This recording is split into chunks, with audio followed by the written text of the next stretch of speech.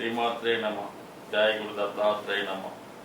ఈ వీడియోలో మనం మీనరాశి వారు ఏ వృత్తిలో స్థిరపడితే అనుకూలంగా ఉంటుంది, ఏ ఏ రంగాల్లో ప్రభుత్వ పరంగా మంచి అవకాశాలు ఈ రాశి వారికి వస్తాయన్న విషయాన్ని ఈ వీడియోలో మనం పరిశీలిద్దాం. మరి మీనరాశి వారికి గురువు అధిపతి.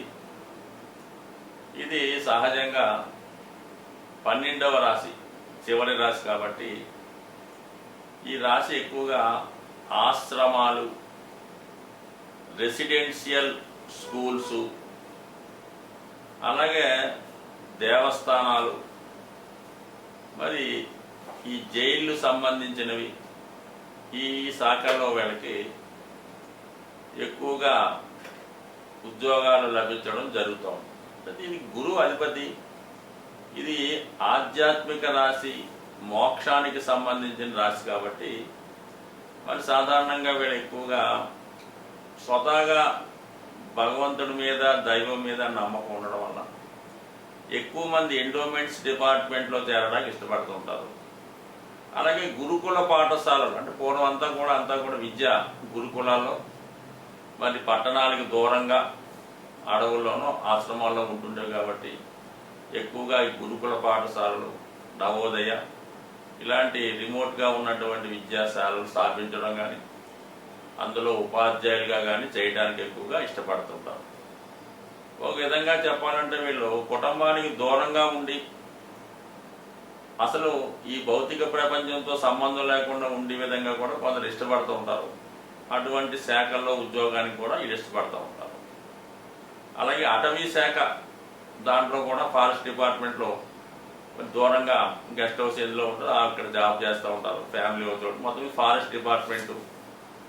అలాగే హాస్పిటల్స్ కూడా ఇంచుమించుగా మోక్షానికి దగ్గరగా ఉన్నట్టుదే కాబట్టి 12వ స్థానం అన్నది హాస్పిటల్స్, వైద్యం చెప్తుంటుంది కాబట్టి ఎక్కువగా మరి కేవలం డాక్టర్లే కాకుండా హాస్పిటల్లో ఉద్యోగం చేస్తున్న వాడు అందరూ కూడా సూపరింటెండెంట్ అవ్వచ్చు, వార్డు బాయ్ అవ్వచ్చు, ఎవ్రీథింగ్ వీళ్ళందరికీ కూడా ఈ మీనరాశితో సంబంధం ఉండడం జరుగుతూ ఉంటుంది.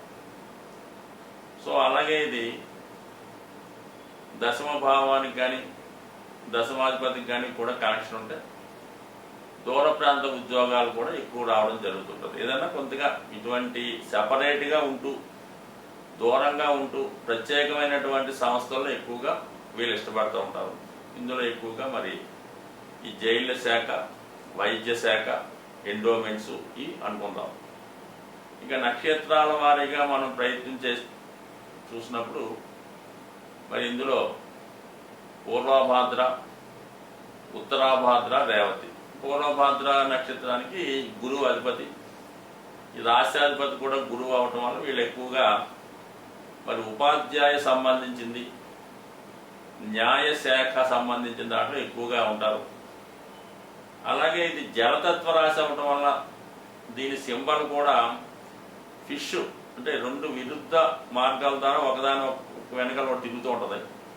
ఆ కారణం వల్ల మత్స్య పరిశ్రమ, చేపల పెంపకం, ఎక్స్పోర్ట్ అండ్ ఇంపోర్టు, అలాగే ముత్యాలు, సముద్రంలో దొరికే సమస్తం, ఉప్పు అవ్వచ్చు, ముత్యాలు అవ్వచ్చు, పగడాలు అవ్వచ్చు, ఏదన్నా సముద్రానికి సంబంధించినవి, సముద్రంలో ప్రయాణం చేస్తున్నటువంటి ఈ షిప్పులు కాబట్టి ఎక్స్పోర్ట్ అండ్ ఇంపోర్టు, లేదంటే ఆ నేవీ సంబంధించినవి, ఈ విధంగా వీటికి సంబంధించి జలతత్వ రాశి అవటం వల్ల ఏంటంటే వీళ్ళకి వాటర్ డిపార్ట్మెంటు, అంటే ఈ వాటర్ సప్లై చేసేవాళ్ళు, ఈ మున్సిపల్ శాఖలో వాటర్ సంబంధించిన డిపార్ట్మెంట్ చూసేవాళ్ళు, అలాగే నీటిపారుదల శాఖ, ఇది కూడా ఈ రాశి ఆధీనంలోనే ఉంటుంది కానీ నీటిపారుదల శాఖకు సంబంధించింది. ముఖ్యంగా వైద్య సంబంధించిన కెమికల్స్, అన్ని రకాల లిక్విడ్ కెమికల్స్, ట్యాబ్లెట్స్, ఫార్మాకి సంబంధించినవన్నీ కూడా ఇది ఈ రాశికే కారకత్వం వహిస్తుంటాయి కాబట్టి ఇందులో ఈ ఫార్మా సంబంధించిన వాళ్ళు, బీ ఫార్మసీ చేసేవాళ్ళు, అలాగే మెడికల్ షాపులు, ఇవన్నీ కూడా ఈ రాశి కారకత్వాల కింద వస్తుంటాయి. ఇందులో ఎక్స్పెషల్లీ ఈ పూర్వభాద్ర నక్షత్రానికి ఇవన్నీ కూడా వర్తిస్తుంటాయి. ఇక ఉత్తరాభాద్ర నక్షత్రానికి మరి యాక్చువల్గా శని అధిపతి అవుతుంటాడు. ఇది కష్టానికి ప్రతిరూపం కాబట్టి ఒక విధంగా న్యాయశాఖ సంబంధించిన వాళ్ళు, ప్లేడర్లు, ఈ విధంగా ఇందులో ఎక్కువగా చేయడం జరుగుతుంది. అలాగే మరి మనం ఇందాక అనుకున్నట్టు అన్ని శాఖల్లో కొద్దిగా సబార్డినేట్ అంటే ఒకళ్ళ ఆధీనంలో ఒకళ్ళ అధికారం కింద పనిచేస్తున్నవాళ్ళు, అలాగే దాని యొక్క మెయింటెనెన్స్ చూస్తున్నవాళ్ళు, మెయింటెనెన్స్ చూసిన వాళ్ళంతా కూడా ఈ క్లాస్ 4గా వాళ్ళంటారు కూడా ఈ రాశిలో ఈ సంబంధించిన వాళ్ళు ఉండొచ్చు. సో ఆ విధంగా వీళ్ళు ఉంటాయి. బాగా మేధావులుగా అత్యంత తెలివైన వాళ్ళుగా ఉండేవారు రేవతి నక్షత్రం. మరి దీనికి బుధుడు అధిపతి అవడం వల్ల, ఆ బుధుడు గురువు యొక్క రాశిలో ఉండడం వల్ల కంపల్సరీగా వీళ్ళు మంచి మేధస్సు కలిగి ఉండి రీసెర్చ్ చేసేవాళ్ళుగా, అలాగే భవిష్యత్తుని ముందుగా తెలుసుకునేవాళ్ళుగా, అలాగే ఈ యొక్క సృష్టి యొక్క రహస్యాన్ని తెలుసుకునే వివిధ రకాల అంతర్జాతీయ జాతీయ సంస్థల్లో రీసెర్చ్ ఓరియంటెడ్గా, మరి అలాగే ఈ స్పైస్ అదే ఈ విమానాలు మామూలుగా రాకెట్ల ద్వారా బయటికి పంపిస్తూ ఉంటారు వాళ్ళు, ఈ చంద్రమండలం వెళ్ళేవారు, సూర్యుని దగ్గర కూడా ప్రయత్నం చేస్తున్నవారు. సో ఈ విధంగా మరి సైంటిస్టులు, పరిశోధకులు, భవిష్యత్తుని కనుక్కునేవాళ్ళు, సృష్టి రహస్యానికి సంబంధించిన సకల సైంటిస్టులు కూడా ఇదే బుధ యొక్క రేవతి నక్షత్రంలో రావడం జరుగుతుంది. వీళ్ళు ఖచ్చితంగా ఒక మేధావులుగా మరి ఈ బుక్స్ రైటింగ్ చేసేవాళ్ళు, కవులు, అలాగే సినిమా ఫీల్డ్లోకి వచ్చినప్పుడు ఎక్కువగా ఇది ఊహకు సంబంధించినటువంటి రాశి కాబట్టి ఎక్కువగా ఈ సినిమా స్క్రిప్ట్ తయారు చేసేవాళ్ళు, సినిమా కథలు తయారు చేసేవాళ్ళు, స్క్రీన్ ప్లే రాసేవాళ్ళు, ఈ విధంగా ఎక్కువ మంది ఈ శాఖలో రావడం జరుగుతుంటుంది. మరి దీనికి దశమాధిపతి కూడా గురువే అవడం వల్ల ఏదైనా వీళ్ళు జీవితంలో చాలా నిజాయితీగా ఉండడం జరుగుతూ ఉంటుంది. అయితే వీళ్ళకి తెలివితేటల కన్నా సామర్థ్యానికన్నా తక్కువ వేతనాన్ని పొందుతూ ఉంటారు. జీవితంలో ఎంతసేపు కూడా నెంబర్ 1 స్థాయికి రాలేకపోతుంటారు. వీళ్ళ సహకారంతో అందరూ పైకి వస్తూ ఉంటారు, కానీ వీళ్ళు జీవితంలో పైకి రాలేకపోతుంటారు. సో ఈ కారణం వల్ల వీళ్ళు ఎక్కువగా మరి భగవంతుని పూర్తిగా నమ్మి భగవంతుని ధ్యానం చేసుకోవడం అనేది ఉత్తమైంది. గురువు కాబట్టి వీళ్ళు దక్షిణామూర్తిని ఎక్కువగా పూజించుకోవాలి. అలాగే మరి వీళ్ళు విష్ణుమూర్తిని, విష్ణు సహస్రనామాన్ని సంపూర్ణంగా తెలుసుకోవడం, భగవద్గీతని దగ్గర ఉంచుకొని దాని అర్థంతో సహా తెలుసుకునే ప్రయత్నం చేస్తే వీళ్ళు మంచి మాస్టర్స్గా చిరకాలం వీళ్ళని ఏముండే అవకాశం ఉంటుంది. స్వస్తి. శ్రీమాత్రే నమః. జయ గురు దత్తాత్రేయ నమః. ఈ వీడియోలో మనం కుంభరాశి వారు జీవితంలో స్థిరపడాలి, అదృష్టవంతులుగా మారాలి అనుకుంటే ఏ జాగ్రత్తలు తీసుకోవాలి, ఏ ఉద్యోగంలో స్థిరపడితే అనుకూలంగా ఉంటుంది అన్న విషయాన్ని మనం ఈ వీడియోలో పరిశీలించే ప్రయత్నం చేద్దాం. ఇక్కడ కుంభరాశికి రాష్ట్రాధిపతి శని. అయితే శని ఇది మూల త్రికోణ రాశి అవుతుంది కాబట్టి శని ఈ రాశి యందు అత్యంత బలవంతుడై ఉంటాడు. సో దాంతోపాటుగా రాహు కూడా ఈ రాశికి అధిపతిగా ఉండడం జరుగుతూ ఉంటుంది. సో ఈ 2 గ్రహాలు కూడా శని రాహులు కలిసినప్పుడు పెద్ద పెద్ద పారిశ్రామిక రంగానికి సంబంధించినవి, అలాగే సినిమా పరిశ్రమ అంటే రాహు అన్నది మాయా, ఒక ముసుగు, ఒక కెమెరా, ఉన్నది లేనట్టు లేనిది ఉన్నట్టు చూపిస్తూ ఉంటాడు. అది శని ఏమో వర్కింగ్ ప్లానెట్, దానివల్ల ఏంటంటే ఎక్కువగా సినిమా ఇండస్ట్రీకి, అలాగే ఇప్పుడు రాజ్యం వెళ్తున్నటువంటి సాఫ్ట్వేర్ రంగానికి ఈ 2 గ్రహాలు కలిసి ఉండడం కారణం అవుతూ ఉంటుంది. ఏదన్నా ఒక జాతకుడు మరి సాఫ్ట్వేర్ రంగంలో రాణిస్తాడా అని అడిగినప్పుడు శనికి రాహుకి కలిసి ఉన్న ఒక కనెక్షన్ ఉన్న 100% నువ్వు సాఫ్ట్వేర్ అని చెప్తావు. అంటే సాఫ్ట్వేర్ ఇప్పుడు అందరూ సాఫ్ట్వేర్ అనుకోండి, అంటే కెమెరాతో కానీ కంప్యూటర్తో కానీ ఇంటర్నెట్తో కానీ పనిచేస్తున్న వాళ్ళు ఇంచుమించుగా సాఫ్ట్వేర్ అని అంటుంటారు. ఇప్పుడు కామన్గా ఎవరిని అడిగినా కూడా సాఫ్ట్వేర్ అంటుంటాడు. సో ఆ విధంగా ఇది కామన్గా ఇది వీళ్ళకి ప్రస్తుతం సమాజంలో ఇండిపెండెంట్ మంచి రాశి. అంటే ఏంటి, ఇంచుమించుగా మనకి ఈ మధ్యకాలంలో 2000 సంవత్సరం తర్వాత అలాగే జన్మించిన వాళ్ళు కానీ 85 1985, 86 తర్వాత జన్మించిన వాళ్ళకి అప్పటి నుంచే ఈ సాఫ్ట్వేర్ రంగం మొదలెట్టడం, వాళ్ళకి ఇంచుమించుగా ఈ రాశిలో ఉద్యోగం చేసేవాళ్ళు ఎక్కువ మంది ఉంటారు.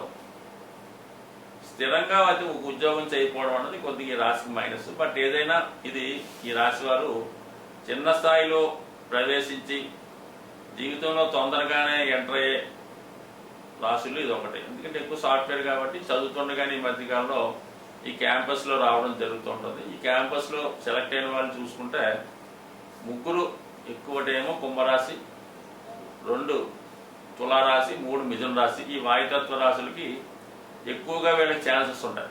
దానికి కారణం ఏంటంటే ఈ 3 రాశుల్లో కూడా రాహు నక్షత్రాలు అయినటువంటి ఆరుద్ర, శతభిషం, స్వాతి ఉండడమే మెయిన్ కారణం. సో ఏదైనా మొత్తం మీద వీళ్ళు అదృష్టవంతులైనా చెప్పచ్చు.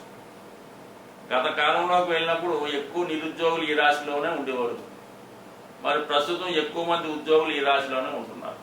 మిగతా యాంగిల్లో పరిశీలించినప్పుడు ఎక్కువగా సబార్డినేట్ ఉద్యోగుల్లోనూ ఒకళ్ళ ఆదిమాయిషి కింద, ఒకళ్ళ ఆధిపత్యం కింద పనిచేస్తున్న వాళ్ళు ఈ రాశిలో కనబడుతుంటారు. ఎక్కువగా నమ్మకమైన సేవకులుగా ఉంటారు. ఒక రాజకీయ నాయకుల కింద, ఒక పెద్ద అధికారుల కింద మరి ఆ విధంగా నమ్మకస్తులుగా ఉంటారు. అలాగే చాలా మరి ఉద్యోగ ఆఫీసుల్లో కానీ, చాలా కార్యాలయాలు, సంస్థల్లో ఎటువంటి ఉద్యోగం లేకపోయినా వీళ్ళు పైరవీలు చేస్తూ అధికారుల కన్నా ఎక్కువగా సంపాదిస్తూ ఉంటారు అన్నమాట. అంటే మీడియేటర్గా అనుకోవచ్చు, లేదంటే ఇంకో రకం అనుకోవచ్చు. అంటే వీళ్ళకు ఏ కార్యాలయంలో అయినా సరే వీళ్ళు పట్టుకుంటే ఖచ్చితంగా పని చేస్తూ ఉంటారు. కానీ ఆఫీసులో వీళ్ళకి ఎటువంటి ఉద్యోగం ఉండదు. ఈ విధంగా వాళ్ళు కన్వీనెంట్ చేసుకుంటూ ఖచ్చితంగా వీళ్ళు చేస్తూ ఉంటారు. ఒక పెట్టుబడి వర్గం వారిగా కూడా ఉంటుంటారు అన్నమాట. వీళ్ళు ఏం చేస్తారంటే ఏ సంస్థ అభివృద్ధిలోకి వస్తుంది అంటే అక్కడ పెట్టుబడి పెట్టడం, ఎవరు అభివృద్ధిలోకి వస్తున్నారంటే వాడికి ఇన్వెస్ట్ చేసి వాడిని పెంచి పెద్ద చేసుకుంటారు. ఈ విధంగా పెట్టుబడిదారులుగా ఉంటారు. అతిగా నమ్మడం వల్ల మోసపోవడం కూడా జరుగుతూ ఉంటుంది. జీవితంలో అనుకున్నవన్నీ అనుకున్నట్టు జరగవు కదా. ఈ కారణం వల్ల ఏంటంటే వీళ్ళు ఏదో ఎక్కువ లాభం వస్తుంది కానీ ఏదో ఒక సంస్థలో టెంపరీగా పెడితే ఆ సంస్థ వెళ్ళిపోవడం జరుగుతుంటుంది. దివాళా తీయడం, వాళ్ళు పారిపోవడం జరుగుతుంటుంది. ఈ విధంగా అతిగా నమ్మడం వల్ల మోసపోతూ ఉంటారు. ఇక ఉద్యోగపరంగా మనం ఆలోచించినప్పుడు ఈ ధనిష్ట, శతభిషం, పూర్వభాద్ర, ఈ ధనిష్ట నక్షత్రానికి ఎక్కువగా వీళ్ళు ధనార్జనే ధ్యేయంగా పెట్టుకుంటుంటారు. సో ఏదైనా అథారిటేటివ్గా ఉండే ప్రయత్నం చేస్తూ ఉంటారు.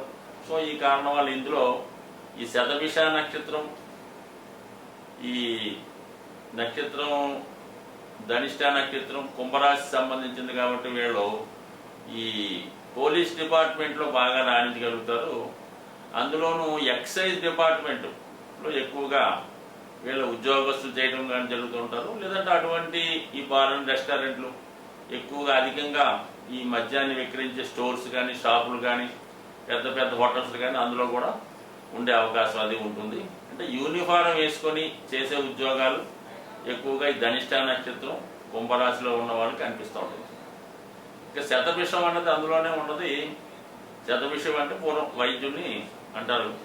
అందుకని వైద్య వృత్తి అంటే వైద్య వృత్తిలో మామూలుగా ఎక్కువగా ఈ ఆయుర్వేద వైద్యం, హోమియోపతి వైద్యం, ఇంకా బాగా చెప్పాలంటే చిక్క వైద్యం, చిన్న చిన్న ట్రిక్కులతో ఈ ఇంట్లో ఉన్నటువంటి వస్తువులతో కానీ కొత్త కొత్తగా ఈ వైద్యాన్ని, ఈ ప్రకృతి వైద్యం అని ఈ రకాల వైద్యాలు వస్తున్నాయి కదా, ఇందులో బాగా ప్రావీణ్యాన్ని సంపాదిస్తూ ఉంటారు అన్నమాట. అంటే ఏదో ఒక కొత్త విషయాన్ని ఈ వైద్యంలో సృష్టించి వీళ్ళు చెప్పిందే కరెక్ట్ అని అందరికీ నమ్మించి దాన్ని ప్రచారం చేస్తూ ఎక్కువ మంది ఆకర్షిస్తుంటూ మాయ చేయడం అనకూడదు, ఎక్కువగా ఆకర్షిస్తూ ఈ రకమైనటువంటి వీళ్ళ యొక్క ఉద్దేశాన్ని ఇతరుల మీద బలవంతంగానో భయపెట్టే వృత్తి అంటే వాళ్ళని కూడా బాగు చేసే ప్రయత్నం చేస్తూ ఉంటారు. ఈ విధంగా కొత్త వైద్య విధానం ద్వారా అందరినీ బాగు చేస్తూ ఉంటారు. ఒక విధంగా మంచి హీలర్స్గా కూడా ఉంటారు వీళ్ళు. అంటే స్వస్థత చేకూర్చే వాళ్ళు ఎంత ఇబ్బందుల్లో ఉన్నా వీళ్ళ దగ్గరికి వెళ్తే ఏదో రకంగా 4 మాటలు చెప్పో, ఏదో ఒక వైద్యం చేసో, ఏదో ఒక మాయ చేసో వాళ్ళు మళ్ళా ఉత్సాహంగా హుషారుగా ఉండేలా చేస్తూ ఉంటారు. కాబట్టి ఈ విధంగా ఈ శతభిష నక్షత్రంలో జన్మించిన వాళ్ళు మరి అనేక రకాల విద్యలు తెలిసింది, మల్టీ టాలెంట్ కలిగి ఉంటారు. ఈ విధంగా వీళ్ళు చేస్తుంటే ఇంకా పూర్వభాద్ర ఇది పూర్తిగా గురువు యొక్క నక్షత్రం. అంటే గురు కర్మయోగం. శని ఏమో రాశి చక్రంలో సహజ దశమాధిపతి, గురువేమో సహజ భాగ్యాధిపతి. వీళ్ళిద్దరూ కలిసి ధర్మ కర్మాధిపతి యోగం ఏర్పడడం వల్ల మంచి ఉపాధ్యాయులుగా, ప్రవచనకారులుగా, పౌరోహిత్యం చేసి అంటే సకల శాస్త్రాలు వీళ్ళకి తెలిసి ఉంటాయి. వాళ్ళ ఇష్టాన్ని బట్టి ఉపాధ్యాయ వృత్తి చేయొచ్చు, ప్రవచనాలు చెప్పచ్చు, 10 మందిని మంచి మార్గంలో పెట్టే విధంగా చేయొచ్చు. సో ఏవైనా సరే వీళ్ళు ఒక సంస్థలో, ఎక్కువగా విద్యా సంస్థల్లో అనుకోవచ్చు, చిన్న స్థాయి ఉద్యోగంగా చేరి ఖచ్చితంగా ఆ సంస్థకి డీన్గా మరి ప్రిన్సిపల్గా రిటైర్ అవ్వడం జరుగుతూ ఉంటుంది ఈ నక్షత్రజాలు. కాబట్టి వీళ్ళు మంచి ఉపాధ్యాయులుగా, మంచి ధర్మ శాస్త్రాన్ని తెలిసిన ధర్మ న్యాయ నిపుణులుగా, మరి జడ్జిలుగా, ప్లీడర్గా ఉన్నత స్థాయిగా ఉండే అవకాశం ఉంది. ఏదన్నా వీళ్ళు నిజాయితీగా ఉన్నంతసేపు చాలా అభివృద్ధి చెందుతూ ఉంటారు. ఏమాత్రం అన్యాయంగా వెళ్ళినా, అక్రమంగా వెళ్ళినా చాలా వరకు ఇబ్బంది పడుతూ ఉంటారు. కాబట్టి వీళ్ళు గత జన్మలో ఉన్నటువంటి బంధాన్నో, గత జన్మలో తీర్చుకున్న రుణాన్నో తీర్చుకోవడానికి ఈ రాశి వారు జన్మిస్తుంటారు. కాబట్టి వీళ్ళు చాలా మందికి ఫ్రీగానే చేస్తూ ఉంటారు. ప్లేటర్ అయితే ఉచితంగా, న్యాయవాది అయితే ఉచితంగా, అలాగే వైద్యం అయితే ఉచితంగా చేస్తూ ఉంటారు. డబ్బులు తీసుకోకుండానే సేవ చేస్తూ ఉంటారు. ఈ విధంగా వీళ్ళ జీవితంలో మంచి పేరు సంపాదించి ఎవర్ లాస్టింగ్ నేమ్ కలిగి ఉండే అవకాశం ఉంది. స్వస్తి.